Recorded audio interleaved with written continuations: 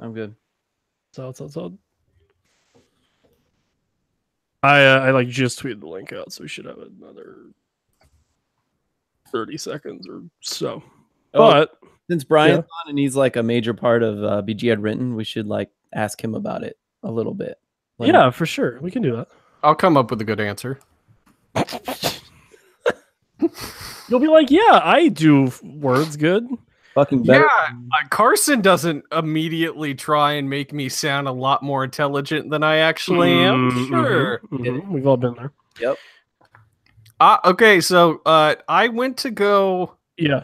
Oh, okay. I was so confused. I went to go share the link to the YouTube on my personal Facebook. Yeah. And I saw Blurred Lines, and I thought you would just share the Blurred Lines by Robin Thicke. I'm going for that cross section of people that get confused. / I'm thinking that we're going to show up first or something, and we're not. But it's fine. Ryan, did you put the Louisville City signing in the notes too? I didn't put our stuff towards the end. I had everything up from Tierpak joining Nashville, Marini turning for Charleston, and Collier and Campos from Indy on loans from Chicago. Cool. Sorry, I had it was FDOC today. Anyway. Hi, everybody. Welcome to the USL show. Brought to you by both our lovely friends over at Roughneck Scarves, your home for U.S. national team, men's and women's, USL, MLS scarves, or scarves for your own club or fundraiser use. Go check those guys out, roughneckscarves.com. As well as brought to you by the wonderful folks over at the Beautiful Game Network of podcast and also written things now, which is really exciting. Go check that whole thing out, bgn.fm on the interwebs, as well as the BGN.FM on Twitter. Tons of friends over there. And that whole new written thing has been really cool to watch kind of blossom and turn into something that's going to be even bigger than it is now. So to get the plugs out of the way, I'm your host, as always, Evan Villela, and for the next hour, maybe hour and a half, because the live streams tend to run a little bit longer, I will be your host, moderator, or maybe even your facilitator for a discussion of one of the final weeks here this season in USL, given that we're at the end of August. And, sometimes I'm joined by my soccer acquaintances, sometimes it's by my soccer friends, but this week, joining me, as always, it's the waviest man in the St. Louis metropolitan area. He is the cream in your Irish coffee, Phil with 2 L's grooms. How's it going, Phil? Doing good. Still have a beer for the house, so I'm sticking with my mixed drinks. That's fine. Keep me updated. Yeah, no, thank you. I appreciate it. What is the mixed drink? Is it in fact an Irish coffee? I think it's too hot for those now, though. Very close. White Russian again. Okay, yeah, because it's cold. Okay. And because all I have are those alcohols in my house. Okay, all right, good. Priorities. Next time you're out, man, just be like, ooh, I need this. In true the dude fashion, I just put what I had. Also joining us, it's the man that puts the show in show notes, our no longer international correspondent, joining us from the library, making its triumphant return. Ryan Allen, how's it going, man? Pretty good. Just had first day of classes, but happy to be back in Greenville. Dude, I'm so sorry that you're still in college and that I keep forgetting that you're still in college, because you're smarter than I ever will be at this point already in your life, and it just makes me feel bad. Don't worry about it. It's senior year, so I'm happy all right, to great. There. Slack off and drink all the time. Don't do that. Just kidding. Also joining us, it is, they say everything's bigger in Texas, but I mean, our next host, Big Kev, is so big anyway. How much bigger can it get? Taken out by Smurfette. How's it going, man? Yeah. I'm great. How are you? Besides in Texas. I'm doing fine. No, man, Texas is fantastic. And I've also visited Kansas and Missouri in one trip, because I hit up KC before I came here. And so that's 2 other states. I visited Texas before, but 2 other states have knocked off my list. So there you go. And finally, last but certainly not least, it is someone that I am very happy to call both my mortal enemy and a dear friend, and also someone I just thrashed in Fantasy Premier League play, but I won't tell you the score because I am partially a gentleman.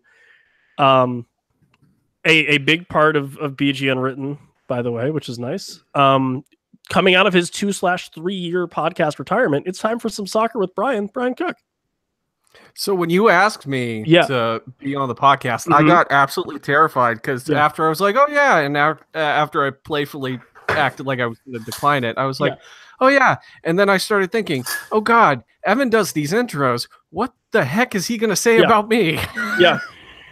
And yes, we will abstain from mentioning any fantasy results. We will. But let me tell you, it was a good wake to. It was a good wake. It was a great funeral. It was a good week. Well, it was a good wake for my fantasy team. Yeah, it was a good week to Captain Sergio Aguero. Everybody, just saying. Anyway, but we're not here to talk about that, unfortunately. As much as I could, we're here to talk about. Talk about week 23 and the news therein in USL. And I suppose we'll start with the news as we want to do. Let's see here. A couple of signings. I guess we'll start with the signings. Chris Tierpak signs for Nashville, which is a really solid one. He was one of the guys with Miami FC too. And then I don't think he was contracted with them after this year. So he joined up with Nashville, which is a great get for Nashville. And it seems to be a good influx of guys actually leaving Miami FC2 and joining USL for at least the end of this year. So guys, we've seen Tierpak before with San Antonio. Now he's in a good spot with, a probable playoff team in Nashville. And, might be an offensive spark for them. Any thoughts on Tierpak? A, coming back to USL and then B, joining with Nashville? Good for Nashville. It was a smart signing too. They need. I think Nashville's just like on the hunt for anyone with any kind of offense that can be a spark, and he's the kind of guy that can be a spark on any team, even a team as offensively challenged as Nashville can be, or Nashville. Either way. No, it's definitely offense is definitely something that Nashville needs this year. I've counted only twice a 3-0 victory over Atlanta United 2 and a 3-1 victory over Penn FC have they scored more than 2 goals in a match. And even in their just recent fixtures, it has just been, they had a 2-0 result over Ottawa on August 10th, but since then it's just been either 1 goal or they've been shut out, including that rather embarrassing one against Toronto FC too. Mm-hmm.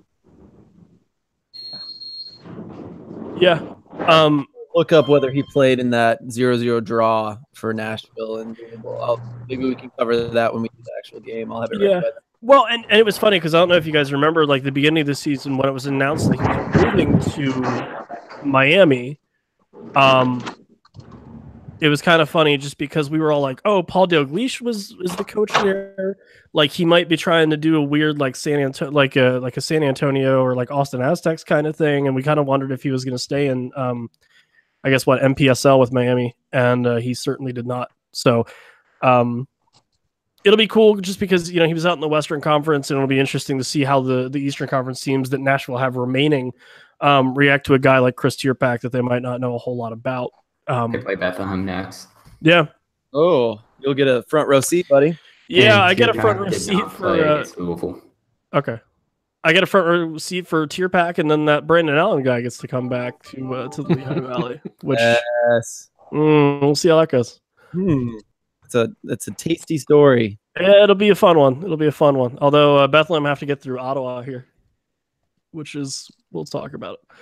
Other signing here, Dante Marini returns to the Charleston Battery, which is a good move for them.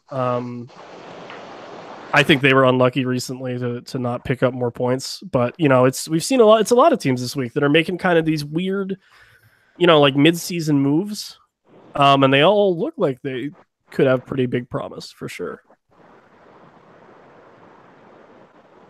And then the other two, and I guess a third now.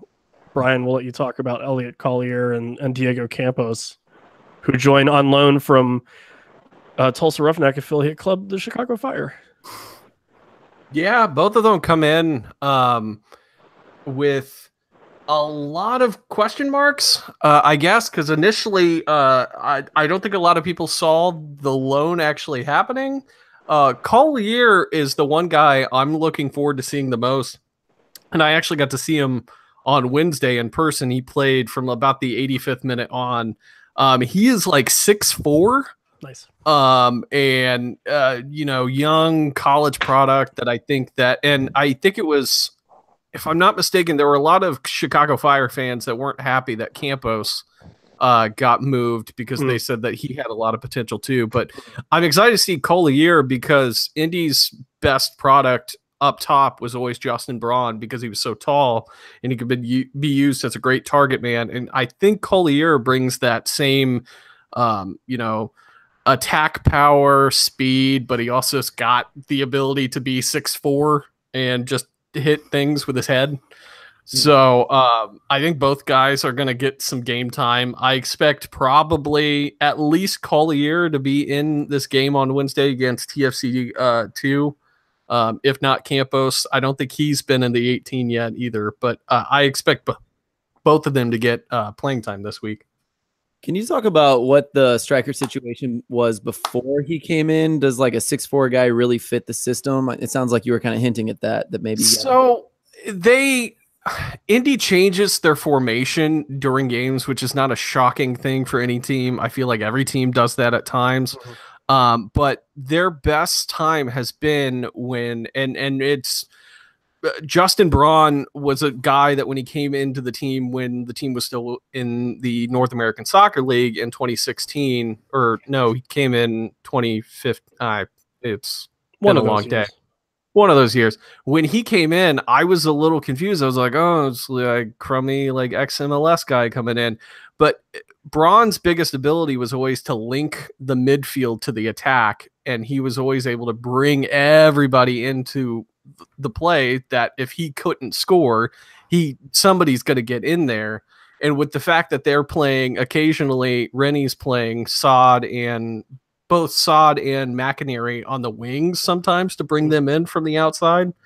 I think Collier might find himself up top by himself a little bit more because he's going to be able to be that big, strong target man that can hold up play, let everybody come up and attacking, and just kind of fill the need that when Indy was playing their best offense, it was because they had that big attacking target man up top.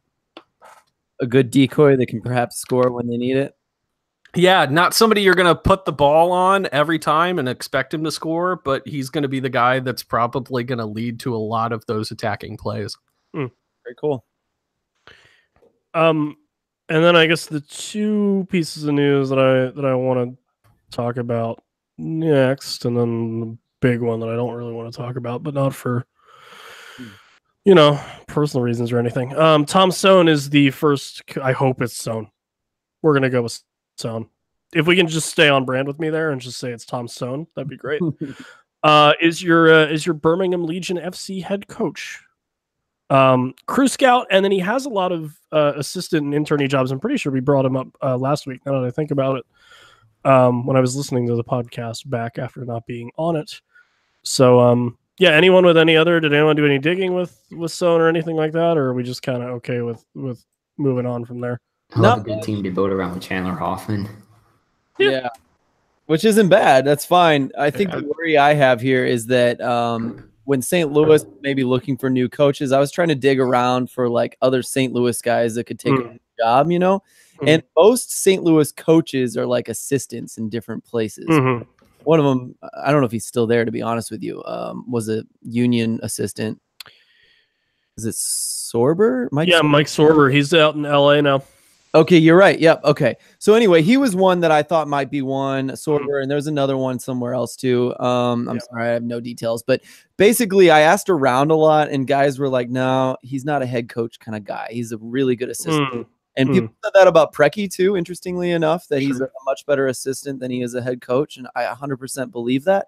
And so that's something to watch is can he take care of the, assistants are often good at like leading practice and encouraging guys and pushing people, but not necessarily good people managers. So that's something to watch there, perhaps in my experience so far, but without having tons of details, that's all I got. Fair enough. And then the other news, I mean, we could be here all night talking about it if we really wanted to, but I don't want to be here all night talking about it. So Precourt, is it Sports Ventures? Yeah. Okay, cool. PSV. I didn't want to just say PSV without naming what it was. Precourt Sports Ventures got their vote for the land in Austin, Texas, and their vote came back positively for Precourt Soccer Ventures. I don't remember what it passed. Was it 5-3? 7-4. 7-4. 7-4. Okay. 7 yes, 4 no. So the land in Austin, Texas for a stadium, which is all this is for now, is a go. Now, what people are concerned about, and I'll let Ryan talk about it ad nauseum because he is the Columbus Crew fan out of us here. People are concerned that land in a soccer stadium could, and granted, they might drag this, well, they will drag this out in court for as long as they possibly can to try to make it not worth Anthony Precourt's time. But what people are concerned about is that he's going to get this land for the stadium and he's going to move the Columbus Crew straight into this new park. Prefacing that it's not going to be that easy and that this isn't going to be something that happens, if it happens, tomorrow or 6 months from now or probably even 3 years from now. I think it's going to take at least 4. But it's a weird situation to be in. I'll also say I think it's strange that for a while no one thought this was a thing and that we're raising so much hell about it. And I understand there's a large fan base in Columbus. But if you look at the other 3 or 4 major sports in this country, all of them have moved teams at some point. Mm. The ones that stick out in my mind are mostly hockey related for whatever reason. I think because it happens a lot there. But an example, the Winnipeg Jets become the Phoenix Coyotes, become the Arizona Coyotes. And then you have the Atlanta Thrashers become the Winnipeg Jets again. So, a lot of movement up and down. Hartford Whalers become the Carolina Hurricanes is another one. There's a ton of movement in hockey. And it sucks every time this happens.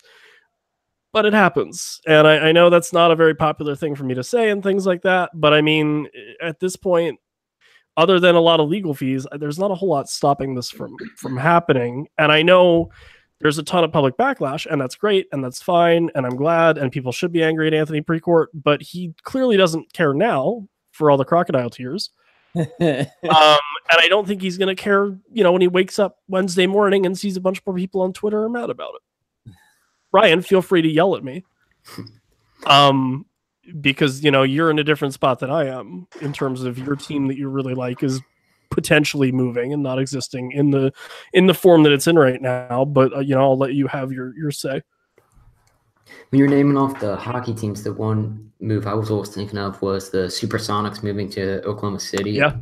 Well, that's always still an accepted part. It does seem like the Supersonics will possibly get their team back. Maybe if they build that stadium down. And a hockey team, come to think of it. Yeah, I mean, there was also the Indianapolis Colts move from Baltimore. Yeah, that one. The Browns, Which they there came are back. still a contingency of people in Baltimore that are very pissed. Can I take you guys back to good old 2016? You certainly may. St. Louis Rams go back to LA Rams. That's Hey. a big deal. As well as the Chargers moving to LA, and now we have the Raiders moving to Las Vegas. So there's tons of precedent here. Lots Kev, of- I'm sure you have a bunch of teams that have moved in some capacity. Were you No. know some? No? Okay. I mean, it's all the same stuff you guys do because I don't follow football. And Oh, fair. I used to follow hockey, but my life is pretty much work and soccer right now. That's fair. Well, and that booming hockey market up there in Portland, Oregon. we do have the Winterhawks, and they're actually true. they're some seasons are off seasons, some seasons are really good. I think they had almost won the Memorial Cup like a couple years ago, so they're Fair pretty enough. popular. Anyway, Ryan, I'm sorry. I think, or at least it sounds like with Austin, they'll get drawn into a long legal battle with the state of Ohio and the Modell law because the current attorney general has said that they will continue to fight this. It was interesting because earlier today, the Crew team or front office actually released emails to season ticket holders talking about that doing auto renewals for September, yet they can't guarantee the team would play in the state in Moffrey, but fans would get their refunds if they were to move. Mm-hmm. And honestly, I don't know where they could play in Austin. UT has already said no to their football stadium. The soccer stadium isn't that good, and it would be a move backwards to go to a minor league ballpark, and you can't even do alcohol in a high school stadium. So it sounds like they do lame duck seasons in Columbus. Yeah. And just also it's another just kind of bad precedent for the league. I mean, yes, we saw San Jose, the original Earthquakes, move to Houston, but San Jose got their team back there's no guarantee Columbus is going to get their team back. I think I could see a future where there would be an Austin, there would no longer be a Columbus. They'll say, oh, Cincinnati's there, it's just as good. I could also see down the line with the new USL Chicago building up that they'd get into MLS in a few years, and the Fire would then be playing elsewhere, say Detroit, and then Colorado could be next. But overall, I think the reason I put this into the show notes was to talk about how this impacts the Austin Bold, because they said they're going to move forward even if MLS comes into town. Yeah. So you've got a USL side brand new with a god-awful name. You do. And- I forget that their names as Hey, bad it's a as it bold is. name. It is a very bold name, Brian. It's boldly awful. They've boldly Yep. gone where no one has gone before because there's a reason no one's gone there before. But so you've got this, and I just don't understand how they would be able to compete if the MLS side moved there. And yes, there's precedence for moving sports teams around, but my big thing for keeping the Columbus Crew where they are at is that they're a founding member of MLS. Yeah. They are an original 96 team. Yep. The Map Free Stadium is the first soccer specific stadium in the United States. You know, like they helped start what we have now. And to move that, I feel, doesn't just cheat the fans and the supporters in Columbus, who are really nice, by the way, have to say. It cheats the history of the league itself, really. And yes, he owns a team, he can do whatever. I can surely be upset and hate it, and I can't do anything to stop him because I'm all the way over in Portland anyway. But it's like, you're a dick pulling a dick move, bro. He's breaking the one rule of the USL, which is why we'll never have Anthony Precourt on. Well, I mean, that's not the only reason, but we'll say it's the only reason. He's breaking the one rule that we have at the USL show, and that's don't be a dick. Don't be a dick. And he's being a massive dick. And coming from me, I mean, it's really difficult to do. To put it into hockey terms, this is like moving an original six franchise. This is like taking the Detroit Red Wings and putting them in Quebec City or Seattle. Exactly. So if you guys don't mind me hopping on a soapbox real quick, Please. because I for it. watched because I was talking to Ryan the entire time I was doing it. I watched the entire city council meeting. I am so sorry. Oh boy, trust me. I'm impressed that I pushed whatever term that they were beating over some kind of development that they just kept saying over and over and over again. But so full disclaimer, I am an AFC Wimbledon fan, which kind of fits this mold because AFC Wimbledon was originally Wimbledon FC, and they moved from Wimbledon to Milton Keyes and became the MK Dons. And AFC Wimbledon was birthed from the ashes of that team that moved. The recently relegated MK Dons, by the way. Yeah. Oh, trust me, I'm very happy about that. Filling gaps here. But for me, because I kind of went on a whole, I went on like a 3-tweet rant right after they voted that. And for me, and the reason I got into soccer was because I'm a football fan, I'm a basketball fan. Baseball was the first sport I really learned to follow growing up. And I just in my later teens, early 20s, I really got into soccer. And the thing that got me into soccer was the fact that it's so community driven. And I think that's a big thing for me when I look at, and not that we need to, but when I look at like the European culture and the European culture around the sport, the teams are associated with their community. And I think that's the thing that bugs me the most about Columbus moving is the fact that I'm like, this isn't a thing that happens in this country with the sport. Like, teams in the NFL, NBA, all that moving, that's fine and dandy, but this doesn't happen in this sport. It's not supposed to happen in this sport. And I think that's the biggest thing that people have been griping about is the fact that, it's kind of, unfortunately, it's going to set a big precedent. And I got poo-pooed by a lot of Chicago Fire fans on Twitter by even mentioning it. But I'm sorry, Chicago Fire fans, Rapid fans, and I forget who had mentioned it already. You need to be on the lookout because especially Chicago fans with everything that they're dealing with their supporters and the front office right now. If this happens with one team, it's going to happen with another team. And I think Major League Soccer, even though this is a USL show, I think MLS is just setting a weird precedent when they're starting to care more about the dollar amount that they're making every week and every month, opposed to everything else. And that's easy for me to say sitting in a house that I very recently just bought out of a loan that I hope I never have to completely pay back, but it's just completely ludicrous because I'm like, I understand money makes the world go round, but you also have people that care about these teams that week in and week out put time to make tifos and everything else. So I just and they're people that you aren't getting back, I think, is the biggest thing. Oh, I blocked MLS on Twitter out of spite. Fair enough. Got him.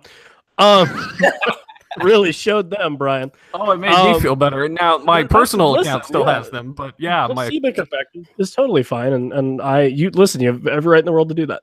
No, but I think, Ryan, you hit on a point. I think the MLS just views Ohio as one market, right?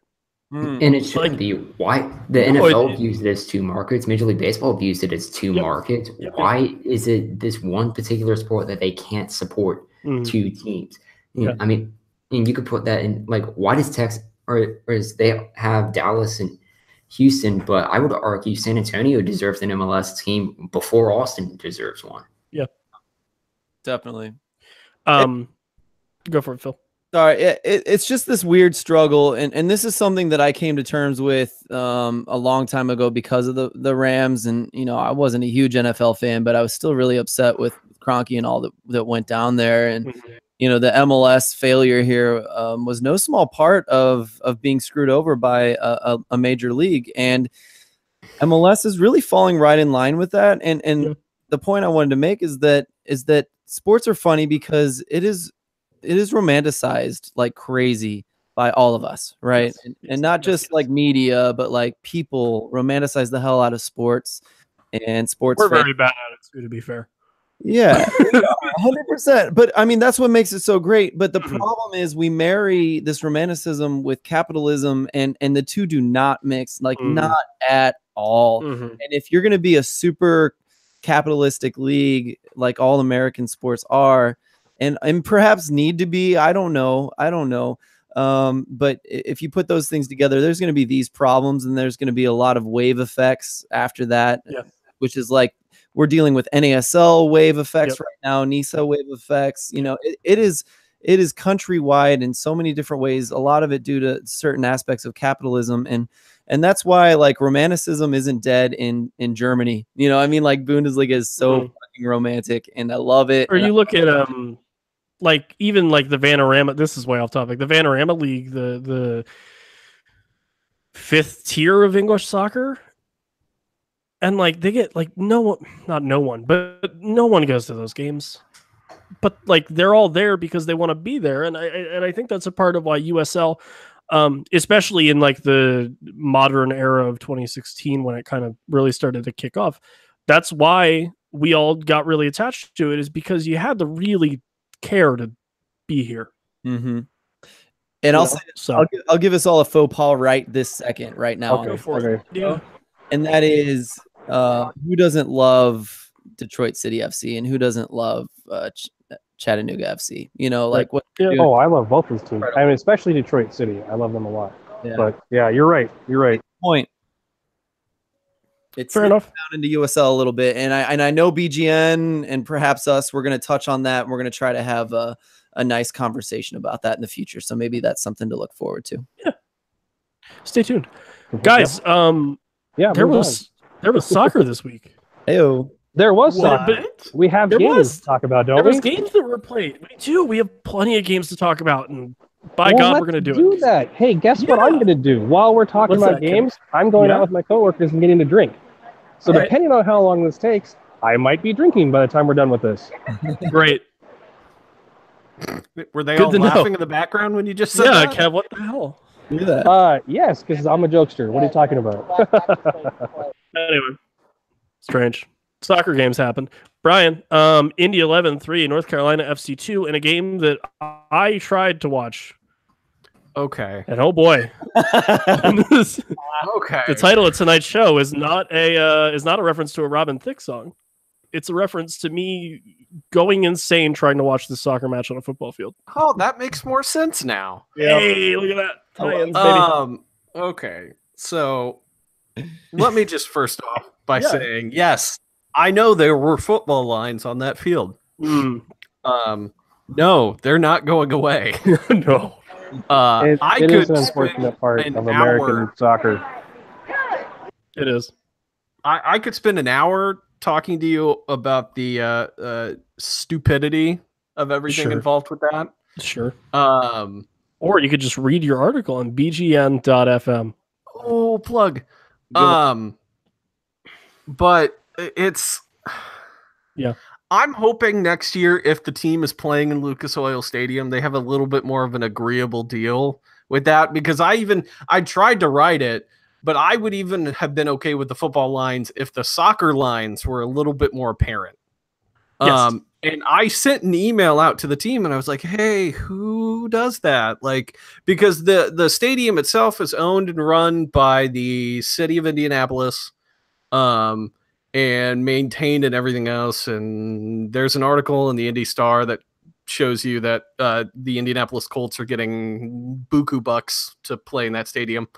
But there was no confirmation. Somebody said somebody told me that the city actually does the lines on the field and the team wasn't happy about it. So they're going to try to make sure the lines are more visible on Wednesday. But I'm like, that to me was probably the biggest complaint, because whether you like the football lines on the field are one thing, and those aren't going away. Those are permanent, especially considering that they're playing right now in that stadium. If they had just made a little bit more of an effort. Yeah. Second coat, all you need. Like, Ryan, honestly, how's the actual? well, I was gonna say, I think you were about to ask me. The game was great. Yeah. The first half was probably It's a win, right? Oh yeah, the first half was probably the prettiest attacking soccer I've seen Indy play all year. Because they would get control of the ball, and it was like just watching a kickoff, and the guy that's running down the field just will not let go of the ball. Like, it was just, it was incredible to see how focused and organized they were. And then the second half happened. And they forgot everything that happened in the first half. And they forgot how to control the ball, and they forgot how to, focus attacks, and they got extremely lucky. Juan Guerra scoring that third goal in like the 89th minute got extremely lucky. So that's, I think you guys have said it on the show before. Indy is a bottom half playoff team. And that result was something they needed. Even with games in hand, they needed that 3 points, but that performance was all the more like understanding that you need that they are not ready to push up into the top 4. Yeah. Next match of the week: Ottawa 2, Richmond 0. Carl Hayworth with a goal in the 8th minute. Tony Taylor with one on the 84th. Yeah, Ottawa get outpossessed crazy high, 68-31. Concede 20 fouls to Richmond's 14. A really sloppy game, but Ottawa get the 3 points, which another team that really, and I've said this like every week for the past month, but they needed a win here. And they got it for sure. Ryan, anything about this one? It was just a win that Ottawa desperately needed to get, and especially it was crucial to get up against a really poor Richmond Kickers team as of that match. But it was something that I think Ottawa definitely deserved to get 3 points from there, and it puts them in a better spot, and especially considering where they started the season at. Yeah, seriously, they were really good. I looked at that the other I guess a week ago for my article that went up on BGN Written that looks really funny and kind of outdated now. But man, they started out so bad to start the season, and you wonder if they would have gotten another point or two, if they wouldn't be a lot more comfortable right now. But Yep. Hindsight's 2020. I hate Phil, that this is the last year of them in USL, and that's what happened. I hate that. I wish we could have had one. Yeah. Before they left. I mean, they're going to be a big fish in a weird pond. I don't want to say a small one. Weird pond. I like it. I just know nothing about it, but I think they're going to be probably the best team in the Canadian Premiership, because out of all the other big teams right now in Canada, none of them are going to drop. I hope you're right. No. The only other one I can even know of that's going to the Canadian Premier League Edmonton. is going to be Edmonton. And but they weren't that great. Well, but I mean, did they even play this year? Like, because the team... No, they didn't. The team that's going to be in Calgary is just the Foothills U23 team that... I think. I'm trying to heard that. Again, yay, Americans. We don't really know. But I think that's what I heard. Like so, yeah. Brian, you and I are close. But I mean, I thought I heard that, so I don't know. But like I said, Ottawa's going to be a big fish in a very strangely shaped pond. So we'll see how that goes for him. I would love to keep him in USL, but it is what it is. Phil, you guys scored twice really early, and then we're like, we're good. Yeah, and you beat Sacramento Republic of all people doing that, so that's nice. Exactly. I mean, the stats show it too, because we got up early in the 5th and 7th minute with 2 goals. And then after the first half, they sat back, and then Pulis kind of made it, kind of sealed the sitting back with like adding a defender for an attacker. And then he started putting more attackers on. So after the game was over, the first half was amazing. And then the second half was not good. And so it was kind of mixed messages there between what, the message he sent to the fans and perhaps even the players by making that substitution. And then interesting what he said after. I think it was just a learning experience. But the main thing to pull out of this is that St. Louis was their 4th win in a row.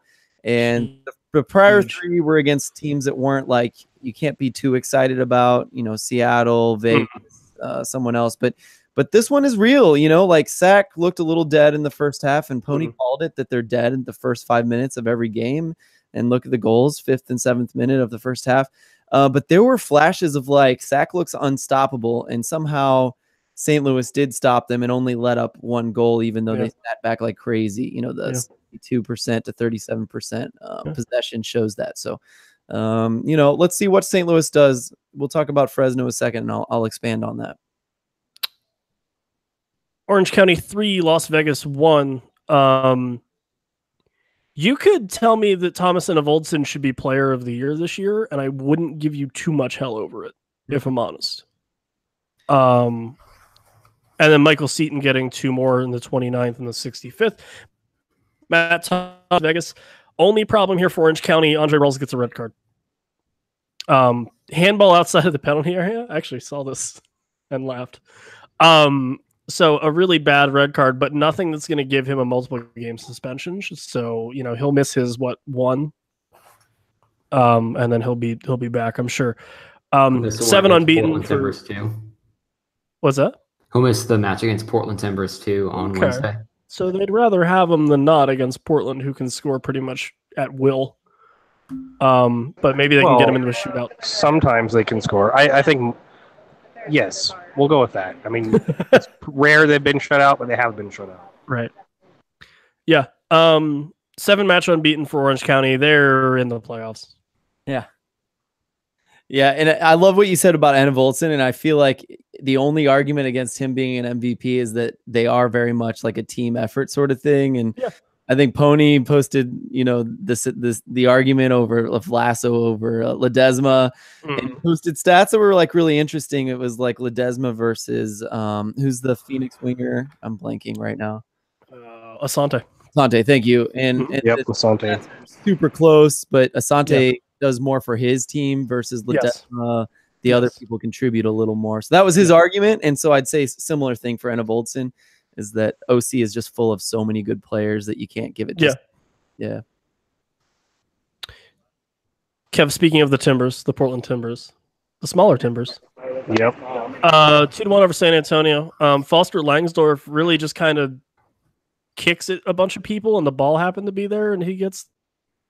Then Renzo Zambrano gets the second for you guys. Omar Gordon open scoring for San Antonio, but they could not hang on. So, Kev, for a team that can kind of score at will when they want to, maybe, which is a ringing endorsement of your offensive prowess. What do you think of this one?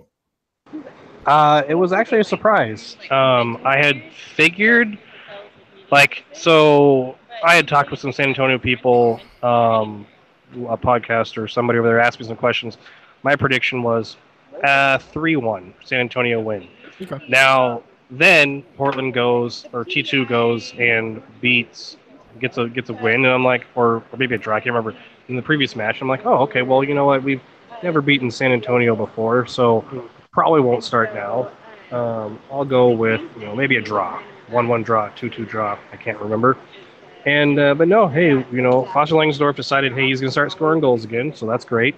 And we won 2-1, which was fantastic because the defense has been leaking goals like a sieve. So it's good that they kind of shorted up at least enough to get all 3 points.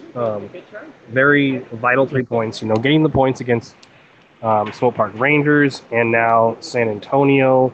They're winning those games that are against the people that are near them in the standings. Yeah, for sure. Always nice to get those kind of surprise wins, especially when you're kind of falling out of the playoffs, and then you get right back into it with a win over San Antonio. So big win there for Portland. Guys, I don't want to... All right.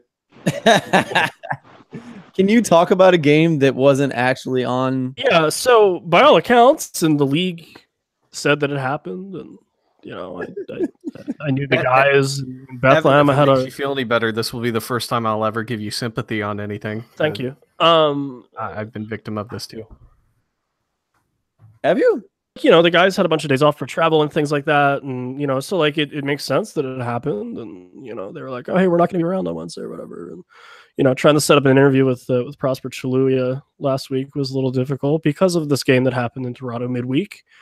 To quote Brendan Burke after they played the game before this, when I asked him, hey, it's kind of weird for you guys to play neutral site, especially in a really tightly packed schedule, he said something along the lines of, I don't know whose bright idea it was to do this. And coach, you're dead on. So to get the game out of the way, Bethlehem scored twice, allegedly in the second half, and score 2 goals and win 2-0 against Toronto FC2, allegedly. With alleged goals by Mishi and Galina and Aiden Apodaca, which is good for those guys. I'm actually going to see them on Thursday, so I'll have to ask them how those happened and live tweet it. Just to get facts right and see if it's possible. If they tell me they biked it from Indy did have a game against Toronto and Rochester where this happened too. So, okay, now for people being like, how did this happen? Let's explain a little bit. So, when the Rochester Rhinos, rest in peace, preemptively, were like, hey, we're not going to play next year. The stadium that they played in was in fact called Capelli Stadium, named after Capelli Sports, which own a bunch of youth clubs in New Jersey, and they were not owners, but kind of owners of the then Harrisburg City Islanders. Rest in peace. You will not be forgotten. They also helped or were owners of Hammerheads at one point. Right. So, and they were a league sponsor. And so I understand like wanting to make your league sponsors happy. What's funny is you literally had like 6 months to tell these guys, hey, here's what we need from you, which is a video feed. And like maybe one that doesn't look terrible. So we can put it on, at the time probably so we can put it on our YouTube page, and then, so ESPN can use it to put it on ESPN Plus. That's fine. It doesn't happen, right? And it's really stupid because you shouldn't be bending over this far backwards for a team that doesn't exist right now and might not exist again to play 4 stadiums in a town that no one cares about, where A, no one's going to show up to this game because it's not the Rochester Rhinos, and B, the teams hate it because it's extra traffic. Also, the stadium's not even called Capelli Stadium anymore. It's for like a local car dealership. So lose. This was so dumb. And thank God it was Bethlehem and Toronto FC 2, so I knew what the outcome was going to be before the game started. Isn't this basically so that they hold on to their franchise rights? Yeah, whatever. I think that's all it is. They're going to name. Listen, you take the hit. Then Toronto 2 is the perfect team. It's not like they're the closest team, but that doesn't mean you should punish other teams by making them travel up there to keep your stupid franchise rights. Well, hard to punish a team that has no attendance. What confuses me more about this was the fact that so 2 of the games there have not been streamed. They had, I think, Pittsburgh brought down. I would imagine. TV crew down there, or somebody did. Yeah, brought their TV crew down there, and they did a broadcast down there. So I'm like, well, and it's more in the Bethlehem like mindset. I'm like, how could you not bring down somebody, because that's at least a drivable distance? So I guess it would have fell to them, but like, you're not gonna force any station, I don't care who it is, to go through customs. To them, allegedly. Like, we don't know if they were even given that option. Right, probably not, right? Because, listen, you're not going to make a whole TV crew and everything from Toronto, Ontario, Canada go through customs to stream a game. I don't know if there's different rights and regulations that you have if you're trying to broadcast something, if you're a Canadian television station or whatever in the United States, because there probably are. So it's a whole mess. And, you know, we're in an age where USL D3 is going to announce their remaining 4 franchises by the end of September, they said, which is about a month. If one of those isn't the Rochester Rhinos, the Rhinos are dead. It's true. Dead. Yep. Dead. That's the most. So this was so pointless. Yep. And I don't care if the Rhinos come back. This is really stupid, and their ownership are fools.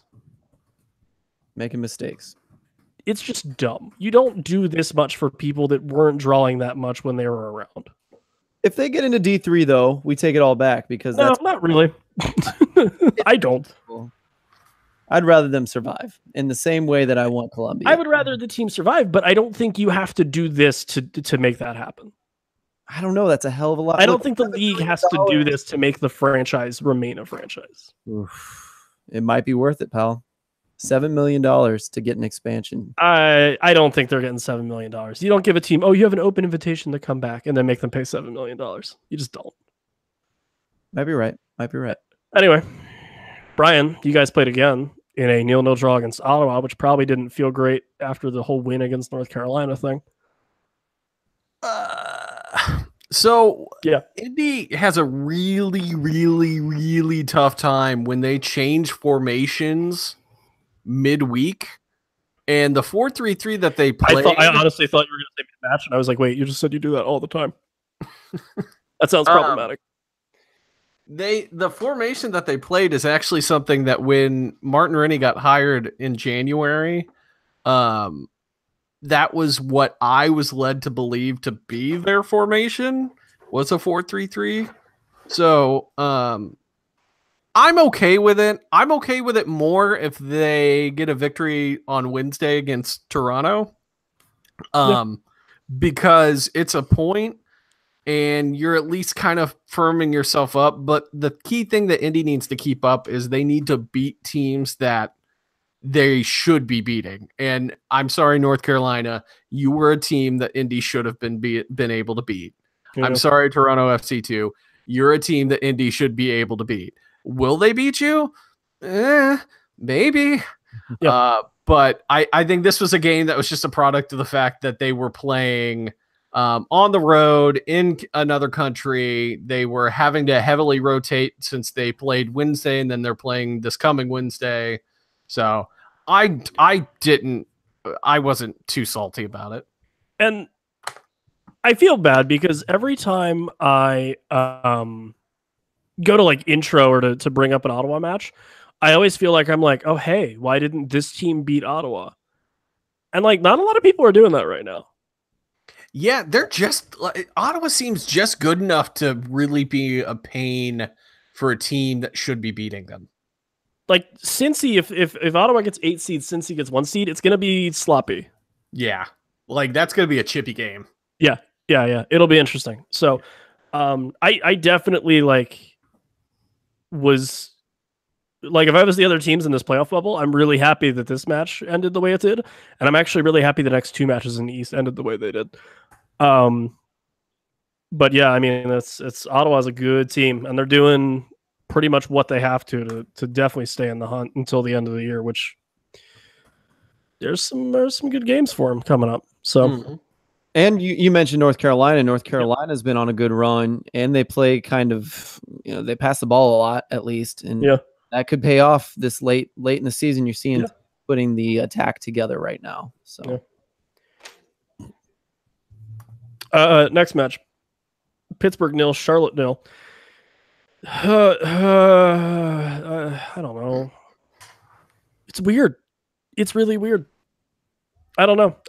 Charlotte's Why is it weird? Charlotte's weird. Because you would expect Pittsburgh to score, or so Charlotte's really been on the downswing lately. True. And have a fair bit of injuries, and their defense is really slow. And I feel like Pittsburgh has a lot of speed in the attack. And I would expect them, especially if they had 72% of the ball and 13 shots, to A, get more shots than 3 on target, and B, to come out with a win decently easily here, especially at home.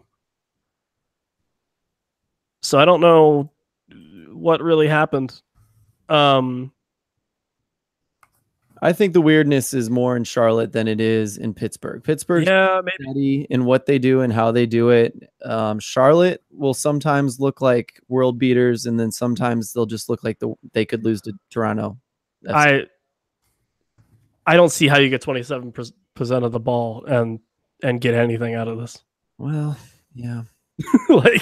That's one where the stats I'm like, that's awful, and then I'm like, but they tied, so it can't be that bad. Ryan, is there anything here that explains why Charlotte got a point at all? Not sure. I mean, from Pittsburgh, this is the 8th time this year that they failed to score. I mean, they had 72% possession. They dominated that shot battle 13-5 and 3-1 in shots on target. I mean, Charlotte had 36 clearances, so maybe they just came into this match and decided we're just going to bunker and play for this 0-0 result. I mean, that's really all most teams can do with Lily Ball, just that they'll try and play defensively and beat them at their own game. I mean, even props to Pittsburgh, who only recorded 3 fouls all match. I mean, I can't think of much else that Pittsburgh did everything right. It just didn't translate to goals. I think it's a great strategy against Pittsburgh, and I'm interested to see if it happens more often, because, I was thinking that while you were talking, is that I don't know if Lily wants the ball that much. You know what I mean? And you see it in World Cups, you see it in FA Cup matches, guys will just defend against some of the best teams in the world, and they just aren't able to figure it out. A really good point that they made after the win they had against Toronto FC2, that was a 1-0 result for the Hounds. The guys over at Mongols said, are we playing down the teams now? I don't think so.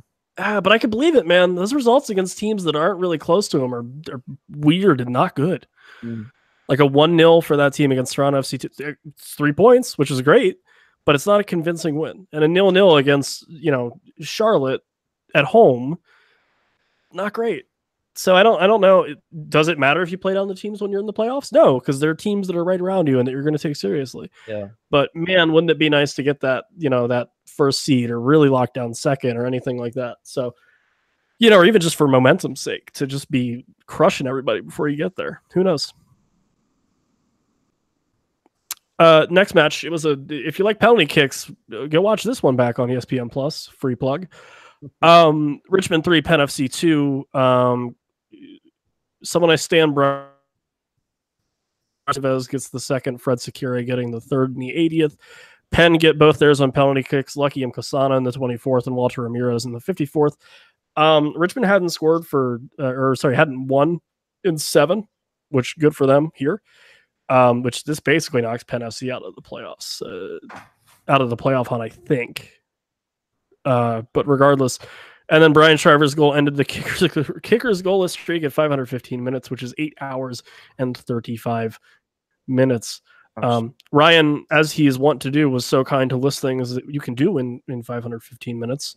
Ryan, would you like to educate the folks on what you could do in that time period? It was funny because Brian Shriver's goal against Atlanta United a few weeks ago was the one that kicks off, or was their last remaining goal And then with the past 515 minutes elapsed, you can watch the first 3 Harry Potter movies, and then at the full 1 full hour at the 4th one, you can watch the original trilogy of Star Wars and the Phantom Menace and have 5 minutes to spare. Watch 22% of all current Marvel Cinematic movies, drive from Richmond to Jacksonville, fly from New York to Paris one way, and the longest game in MLB history in between the White Sox and the Brewers in May of 1984, that was still 8 hours and 6 minutes. Brian, which one of these would you like to do? All of them? None of them? Sorry. All right.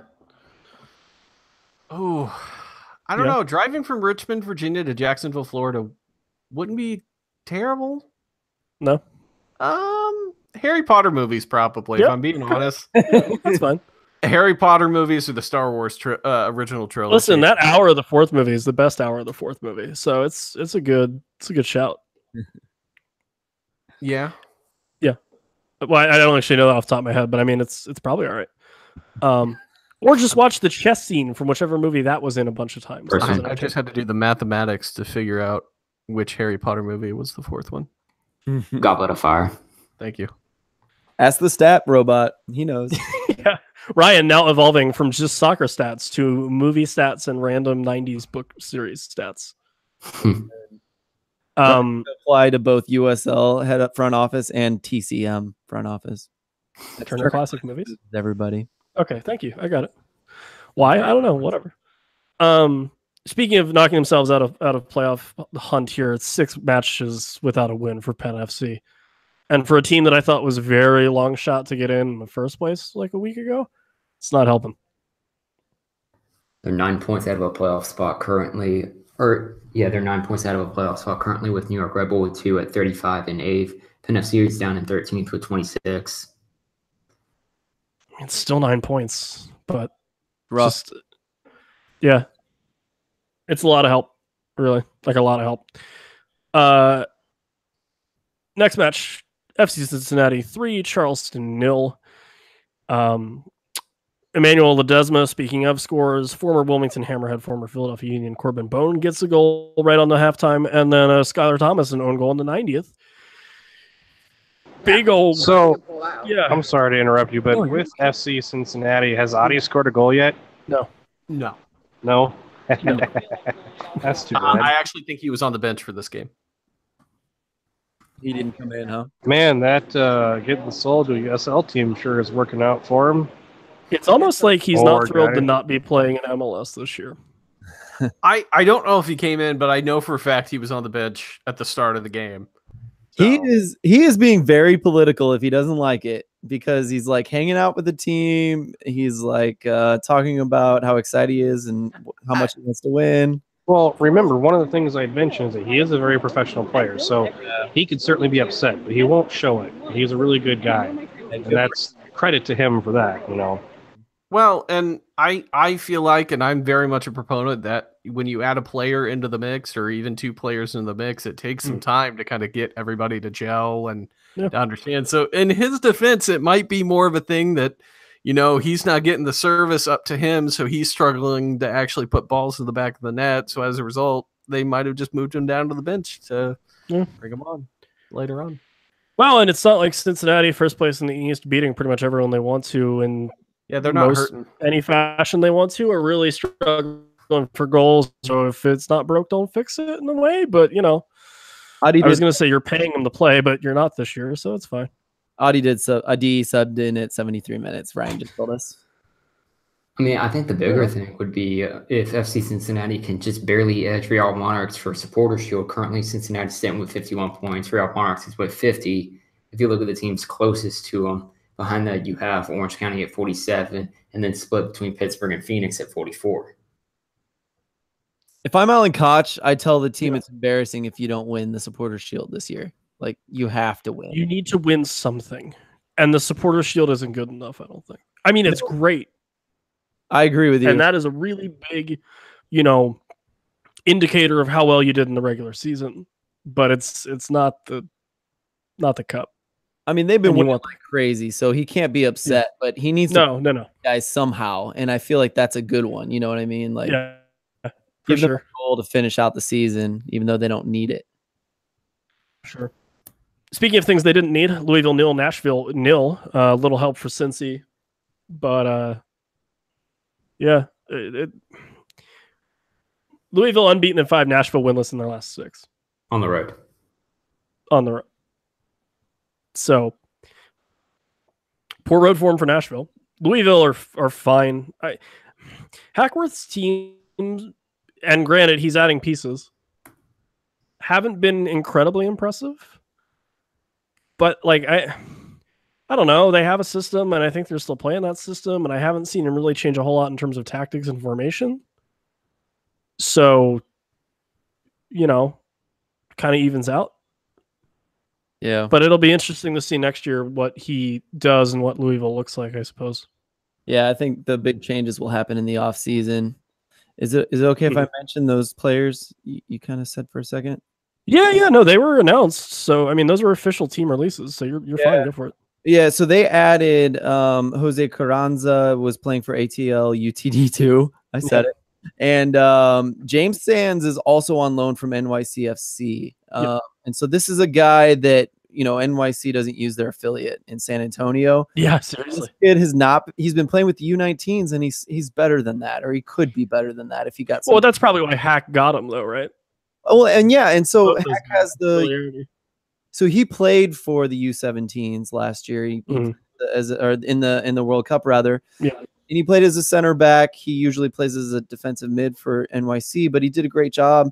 And Hackworth knows him. And so this is a huge connection.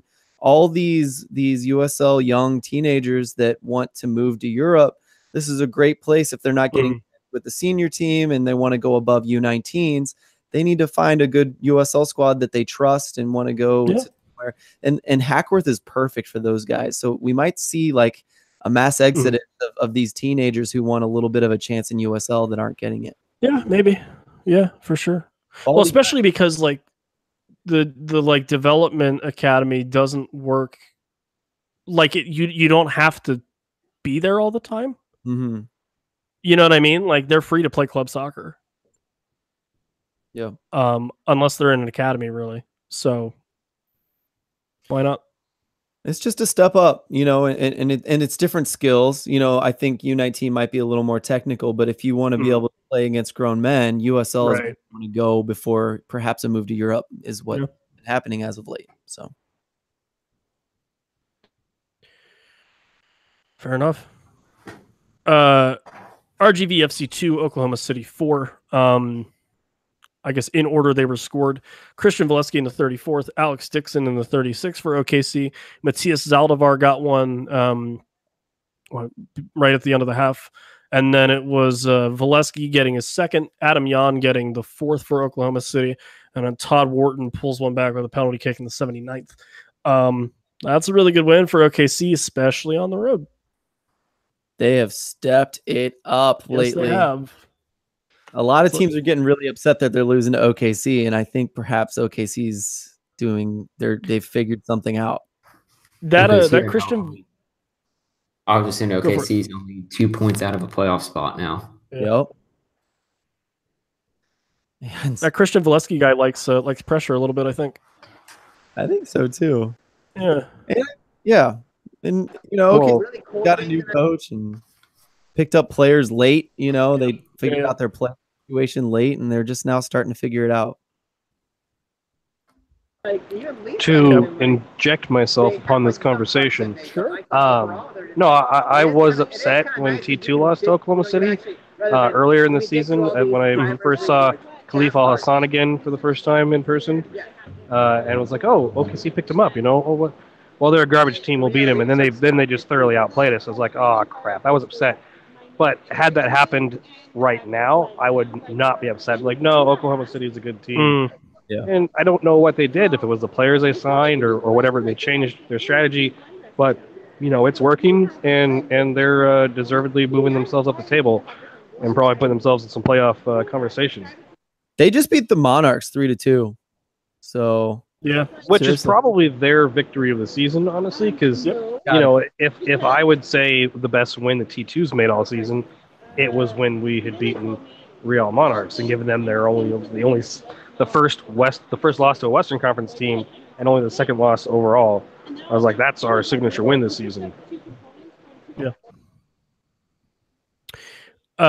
Moving on. Phil, we're back to you. 1-0 loss to Fresno away for St. Louis. A little bit of a rug being pulled out from underneath you guys there? No, yeah. I mean, normally you would say yes, and we have trouble scoring at times, and perhaps that's still at fault here. But there were a few like series of play where St. Louis had they put together tons of passes and had a really dangerous shot on goal. I'm still excited about this team, and they're worn out. We played a lot of second string guys in this game, including the new player Tyler Polak that we also pulled from Miami FC too. Playing left back because we had no depth at left back since we lost Aiden Stanley to Duke. So, yeah, I mean, Fresno's a good team, and they've been away, and they've been losing away, and I think they were happy to be home. They got a worldie of a goal, so I don't even really fault anyone for that, except perhaps you had to mark a guy a few yards from the center line. That's exaggerating. Yeah. Anyway, it wasn't a win. They're tired. They're playing too many games right now. I don't hold it against them. I still have faith because of that win against Sac Republic, and we'll see if they can keep this streak of good play going. But you have to at least question maybe the rug is pulled out from under them, but I don't think we'll know for another 2 or 3 games. BC, I'm curious as a guy that pretty much only follows the Eastern Conference, as far as I know. Do you have thoughts on the teams out in the West, or how can I help you here? No, I mean, I generally don't know much about the Western Conference, so that's kind of why I'm. It's cool.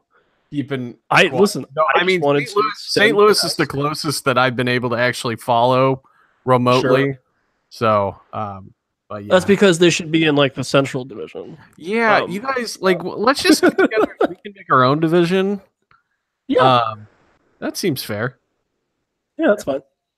Gerrymander it up. Yeah, that's a whole new show. Yeah, that's my. Stay tuned for that podcast. Gerrymander it up. We take a look at political maps and do better. Moving on, Kev, did you have anything to say? You're right. What now? Okay. I am having a conversation with you guys, a conversation with my coworkers, and texting my wife all at the same time. Okay, cool. The real question was. So I'll just keep moving. Real Monarchs 3, Tulsa Roughnecks 2. Birmingham Legion forward midfielder Chandler Hoffman's getting the third for Real Monarchs. Tulsa get 2. Made it a little interesting late on with Jesus Ferreira and Eddie Tavares, or Eti, either way. Yeah, I mean, it's close for Real Monarchs there in terms of dropping points, and it was tied for about 3 minutes, and then Justin Portillo came in and said, "No, we're going to win this," and they do so. So, yeah, I mean, Real Monarchs. I mean, what else can you say? They won the shot battle 21-14 and 9-3 in shots on target. Yeah, I mean, the only thing Tulsa led in were tackles and clearances, and they definitely did make it interesting towards the end to have it tied. But then Justin Portillo came in at the 86. And was just able to edge Real Monarchs and get a win to kind of basically have the same victory over after the first result at the start of the season. Mm-hmm. Yeah. Continuing Sacramento's weird week, they lose 1-4 to Los Dos. 6 matches in a row unbeaten. Then you lose 2. I'm not saying that they're in trouble or anything in terms of missing the playoffs, because they're certainly not. But man, that's not good, especially at home, to give up 4 to Los Dos, who granted can score literally at the drop of a hat. But to only 2. What's that? Yeah, they scored the 5th too. They got the own goal. Well, I mean, they can let up goals too. So. Oh no, it's true. They're very porous. But yeah, I mean, weird one for sure. I agree. Ryan, are you concerned at all? Is this just kind of a hiccup and maybe looking past the team? I'm not sure. I mean, I know Pony has stated in episodes past that it just doesn't seem like Sacramento starts a game or they forget when the start they didn't time do that is. again. This was with Miguel Aguilar's goal in the 7th minute for Los Dos. That was the 6th goal Republic has given up in the first 10 minutes of a match all season, especially after what St. Louis did to them earlier in the week, giving up 2 goals in the first 10 minutes. It just seems like they have trouble starting matches, and then you basically couple that they just come alive in the second half. It doesn't seem like they give themselves enough time to play if you're only like coming alive for 45 minutes. So it might be a worrying result for sure, but they're still very handily in the playoff picture, or with 9 points above San Antonio, who's in 8th. Sacramento currently sitting in 4th, and honestly, they're still 4 points behind Orange County. So I look at it as it may just be a hiccup, but it's a worrying sign that they start matches very slow. Yeah. Guys, speaking of not starting things slow, if you're maybe looking to, I don't know, pick up a nice and shiny new Manchester City kit, or the other team that plays around Manchester, Salford United, or maybe, Brighton and Hove Albion, or how about, you're going to play in your own indoor league coming up this fall and you need some cleats? Well, I have some good news for you. Our friends at Soccer Loco don't start off slow. They'll get you what you need. Check them out. Our website, uslshow.com. There's a blue box there, or if you're colorblind, it's a gray box. And click on that guy, buy everything you need. My good friend DK will help you out through the internet and give you your things. So go check those guys out. They're lovely folks. They're based out of San Diego, California, but they will certainly hook you up. It's good stuff. Once again, uslshow.com. Click on that blue and or gray box, depending on how well you can see colors, and check out Soccer Loco. There you go. That's called your mid-episode sneaky ad read right there. Sneaky. Pretty sneaky. It was. Before you continue, I'm gonna cut out. Okay. So I can concentrate on other conversations. Concentrate on finishing your drink. Yeah. Well, actually, I'm on my second drink. Yeah. Okay, great. Yep. All right, man. You guys have a great night. Love you. Love you too, guys. Bye-bye. Our dear friend Big Kevin McCamish just said I love you to 4 other gentlemen on the internet, to a bunch of people that he works with. So if he's not fired on Monday, work for that company, everybody. That's your moral of the story. Where are we? Great. Already did that one. Las Vegas, Phoenix. Oh, Vegas and Phoenix. Vegas lose 2-0 to Phoenix. The atmosphere in this match was amazing. So credit to the traveling Phoenix Rising supporters for that. Solomon Asante in the 10th minute. He might be a sneaky pick for MVP of the league. Maybe not so sneaky. Yeah, maybe not. But he's good. I never would have guessed that Asante was that good compared to Ledesma. But I think that's how he ended up in Phoenix. Yeah, Pony makes a good argument. I think I still land on Ledesma, but it's a good argument. Man, I don't know. I typically put a lot of weight on assists in this league. That's fair. Yeah, but that's fair. He scores a large percentage of his team's goals. He does, and he looks good doing them too. He can hit them from anywhere. Solomon Asante, MLS team, come get him. Killer. Big win for Phoenix. Bad loss for Vegas. They don't score a whole lot, and they've lost their last 3. So they went from this is a really funny team to wait, they might be good, to maybe not. Now, always keep you guessing. I will say that while St. Louis is the closest Western Conference team that I would consider actually paying attention to, it's really difficult not to enjoy everything that Phoenix does. Yeah, do you live vicariously through Phoenix or Phoenix and Vegas because I think those are 2 just really fun Western Conference teams for kind of different reasons. Well, and then Vegas is just crazy and Phoenix is just really good at soccer. Especially being that, and it sounds weird saying this, but being my first full season as being involved and paying attention detailed wise into USL. Yeah. Because it was a lot easier in that other league that I can't mention, or else I could put on a blacklist. But when you play 3 teams, it's a little easy to kind of autopilot. Okay. Yeah. No, I understand. Yeah.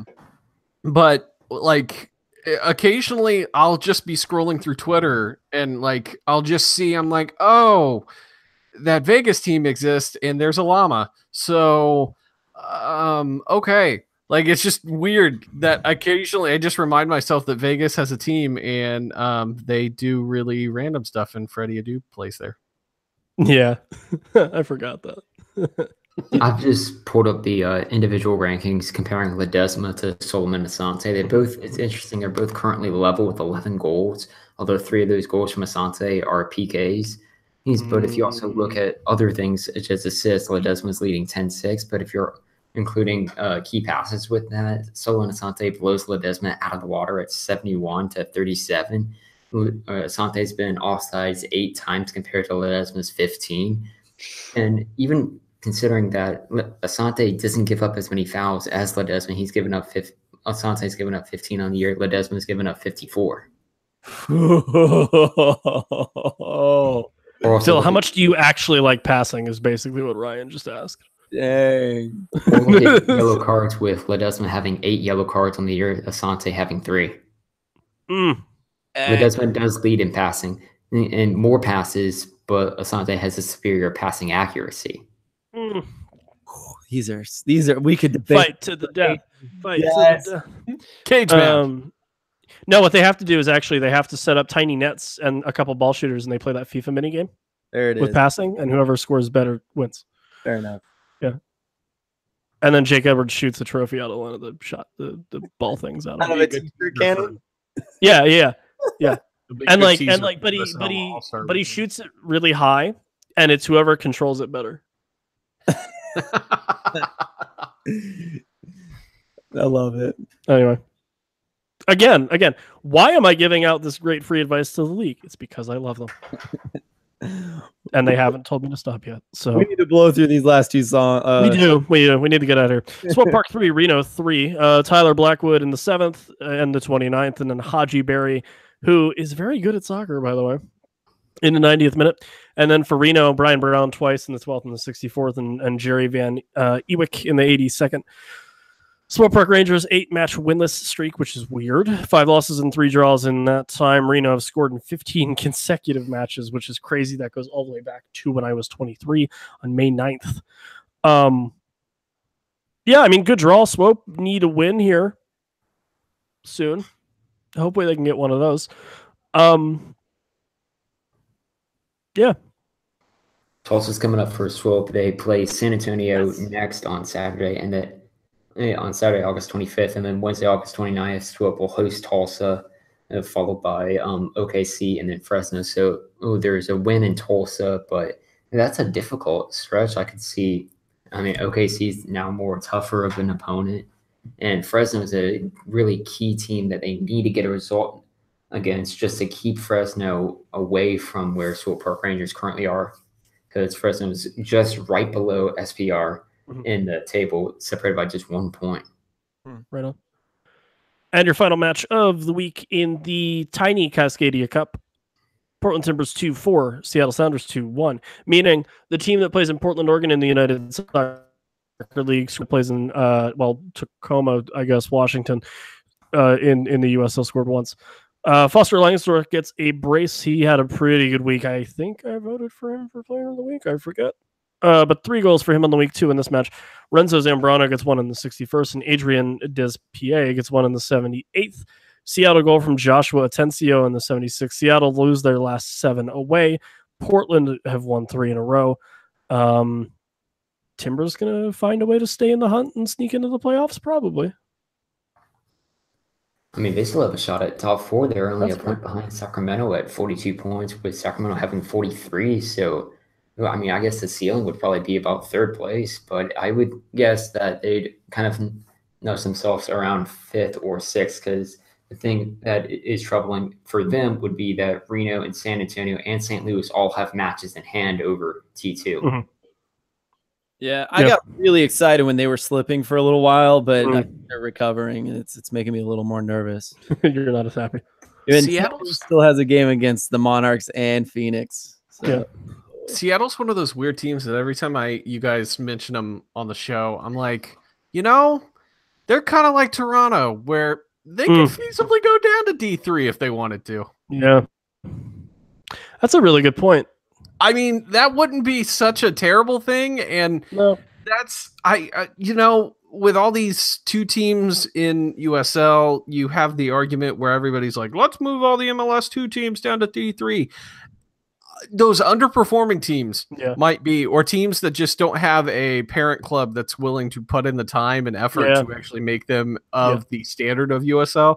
I think Seattle Sounders too, unless they magically become this great new team. And I know they kind of fluctuate every couple of years, but I wouldn't be against them moving down to T3 because I think that would be a pretty strong pillar. That's a really good shout, and that's someone I always forget about that I could be like, yep, sure.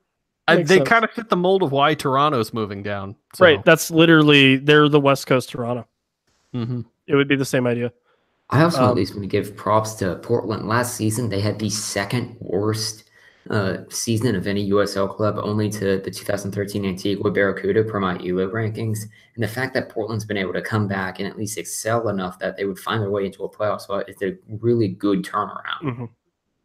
Yeah, for sure. Guys, I'm going to do show plugs real quick, and then I think we can let Brian plug himself, and then we're going to get out of here. So let's do that. If you didn't know, dear listener listening to this on the download, yes, hi, it's you. How are you doing? Good, great. We go live every Monday night at about 9 p.m. Eastern. You can find the link on our Twitter at the USL Show, or if you'd like, go on to the YouTubes, search the USL Show, and we'll be there. And you can hit subscribe, and then you will get a notification when we go live, and you can listen live and chat and do things. It'll be great. It's a good time. You should hang out. But if you can't make it, no worries. We're available for you on iTunes, Stitcher, anywhere you get your podcast, or where it seems to drop before everywhere else by a little bit. I'll call it like half an hour. TheUSLShow.com. And there you can find the rest of all of our friends at the Beautiful Game Network of podcasts, like Unused Subs and Foxtrot and Mongols and a ton of them. Rising is one. Tons of podcasts. Go check them out. It's good stuff. Chances are, if you like a team in the USL, we have a podcast for you. It's neat. You can also check us out at BGN Written. I know a couple of us are doing things there. Or you can follow myself at Speak Evan Speak. You can follow Phil at Phil with 2 L's, Grooms with 2 O's. You can follow Ryan at ILM_Ryan. You can follow Kevin McCamish at K McCamish PDX or PTK Podcast. And Brian, I will stop talking and let you say whatever you'd like about social media things and where people can find you or not find you. Well, like you said, you can check everything out over at BGN Written. I was very happy and very honored because you guys, and maybe not to get too cheesy, but like BGN as a whole is just a great group of people that I've been very fortunate to grow my soccer friend family. So, Brian, I hate you. I hate you too. Secretly and publicly, but but seriously, check out BGN Written. Indie 11 wise, you can check me out on Twitter at Soccer with Brian. Also, just to give him a plug, Richard Rainwater does really good recaps. So if you miss anything Indie 11 wise during the week, he's very good at recapping everything. So go check him out on BGN Written. But yeah, if seriously, like, I cannot emphasize this enough, person listening that has no connection. If you do not like any coverage or you think that you can do a better job covering any part of it, reach out to BGN because they're a great group of people and they'll give you a platform. For sure. Also, we should also thank Laura Ellen for joining us. Yeah, Laura. Mama. Taylor Sorrels. Thank you. Stay tuned. Thank you, guys. She'll be on. Taylor, thanks for joining. Taylor, thanks for subscribing. I did see that pop in. But yeah, guys. Also, if anyone didn't check and listen to it, we dropped our first episode of our Patreon exclusive show called Stick to Sports, in which we revealed that, I'll say it now because it'll hook people for next month. Kevin Camish was in a movie, and we're gonna watch it and talk about it. God, I'm so for our excited. Patreon folks. I'm so excited to listen to that. So that'll be a thing coming to you guys in September for our Patreons. Again, $1 a month. It's $12 a year, and you get access to Stick to Sports. You get access to all of our live streams and everything. And we'll throw up some Patreon exclusive posts every once in a while. And if you have any questions for us about our Stick to Sports series, in terms of topics or things like that, or if you want us to do like a USL show roundtable, we can certainly accommodate that. So check us out there. USLshow.com. There's a box for a Patreon or a link for a Patreon somewhere in the screen there, as well as just patreon.com/the USL show. On behalf of everyone, thanks for sticking with us. Sorry the episode was a little late tonight. And then B, sorry, we stuck around for a little bit too long, but those seem to be the length of our live stream. So for Kev, for Pony, who's not here, but I'll just say on behalf of him, for Phil, for Ryan, for the lovely Brian Cook, Evan Malone signing off. We'll talk to you guys next week for sure. So stay tuned, and I guess keep it wavy. Keep it wavy. Wavy. Maybe.